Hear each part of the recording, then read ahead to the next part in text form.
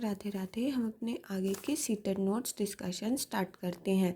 Which of the following is an appropriate question to access critical thinking in the classroom. यानी कि सबसे appropriate question कौन सा रहेगा जिससे कि हम जो क्लासरूम में समालोचनात्मक थिंकिंग होती है हम उसका एक्सेस कर पाएँ, उसको जान पाएँ, उसको समझ पाएँ। तो पहला है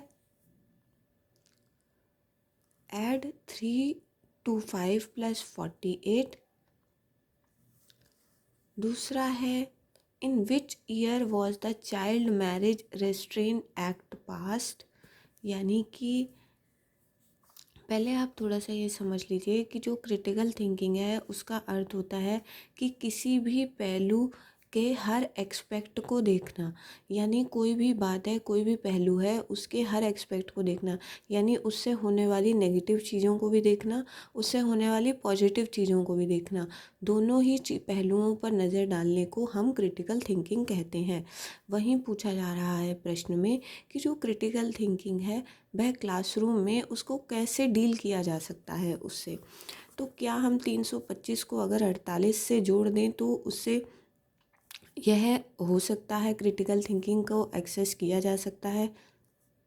या फिर कौन से ईयर में चाइल्ड मैरिज एक्ट पास हुआ था, ये वाली बात को हम देख समझ सकते हैं। या फिर define the term respiration, respiration की डिफिनेशन देने से। या फिर analyse the various reason of pollution in your city and think of various measures to reduce the pollution. यानी कि हम जो हमारी सिटी में, हमारे शहर में जो भी पॉल्यूशन फैल रहा है उसके बारे में हम देखें, उसके कारणों को समझें और कैसे उस पॉल्यूशन को कम किया जा सकता है, इन कारणों को हम ढूंढ करके काम करें। तो इसे हम क्रिटिकल थिंकिंग कहते हैं।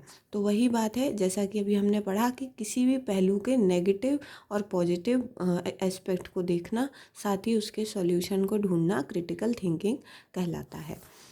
तो आप इस प्रश्न को लिख सकते हैं। बाकी डीपली टॉपिक को पढ़ने के लिए मैंने उस दौरान आशीष सर की क्लासेस से पढ़ा था, आप भी उनकी क्लासेस को देख सकते हैं।